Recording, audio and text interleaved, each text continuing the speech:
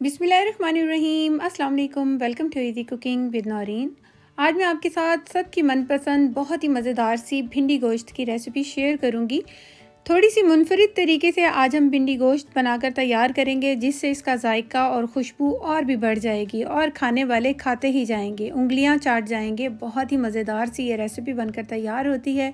Recipe अच्छी लगे तो लाइक, शेयर और मेरे चैनल को सब्सक्राइब ज़रूर कीजिएगा। आइए अब हम अपनी रेसिपी को बनाना शुरू करते हैं। यहाँ पर मैं गोश्त को गलाने के लिए कुकर का इस्तेमाल कर रही हूँ। मैंने हाफ़ केजी मटन लिया है। अच्छी तरह से वॉश करने के बाद खुश्क कर लेंगे और इसके बाद मैंने कुकर के अंदर इसको ऐड कर दिया है। 2 अदद मीडियम साइज़ के प्याज लिए थे, उसको स्लाइस में कर ऐड किया है। 2 अदद टमाटरों को भी रफली सा काट कर ऐड कर देंगे।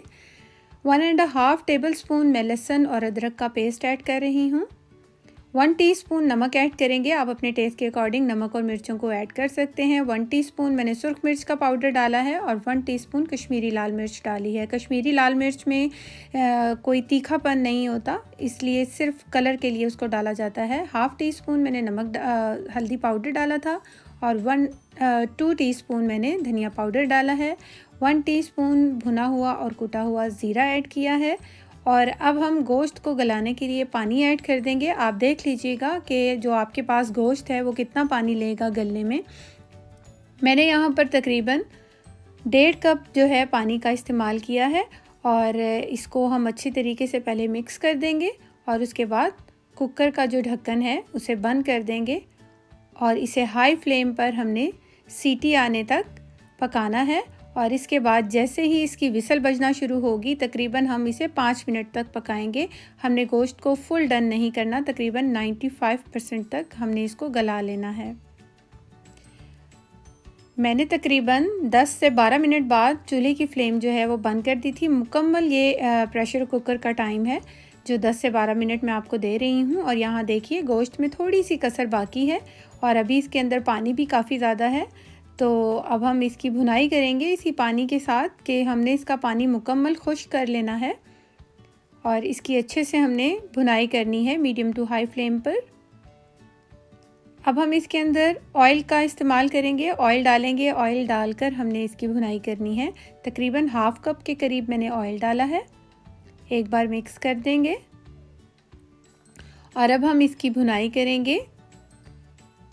ये देखिए कितना ज़बरदस्त सा मसाला बनकर तैयार हो रहा है। और जब ऑयल जो है अच्छे से सेपरेट हो जाएगा तो हम इसके अंदर दही को ऐड कर देंगे।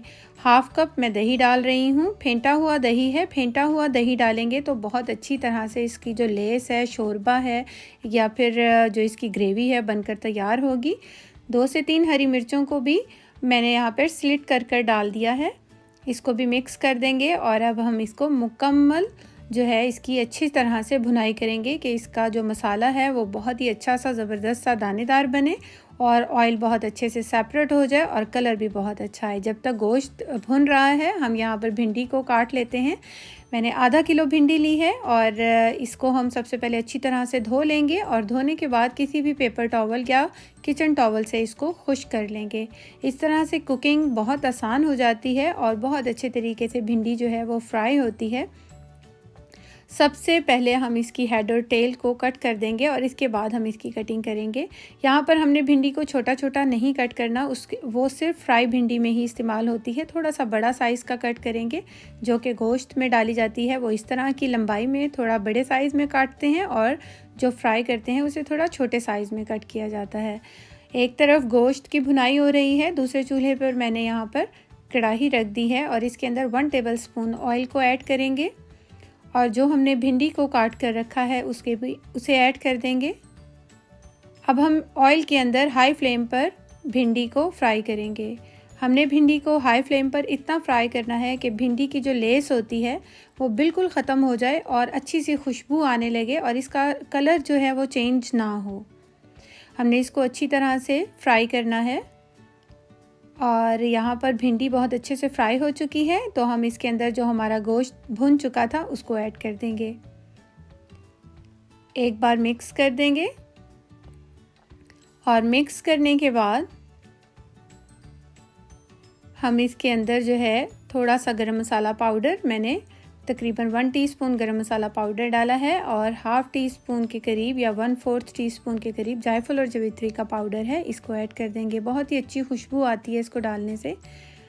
और ये देखिए कितनी ज़बरदस्त से कलर में है ये अभी भिंडी। अब हम इसे ढककर तकरीबन 15 से 20 मिनट लो फ्लेम पर पकने देंगे गोश्त के साथ। और 15 से 20 मिनट के बाद हम चेक कर लेंगे। 1-2 बार मैंने दरमियान में भी चेक किया है ताकि ये इसका मसाला जो है नीचे से जले ना। और ये देखिए मज़ेदार सी हमारी बहुत ही अच्छी खुशबू आ रही है इस टाइम पूरे किचन में।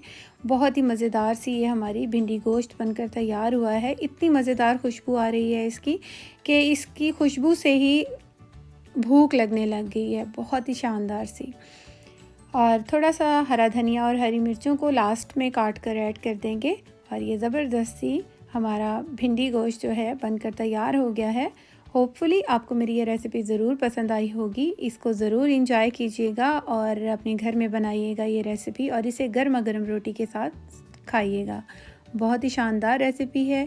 Thanks for watching. अल्लाह हाफिज़।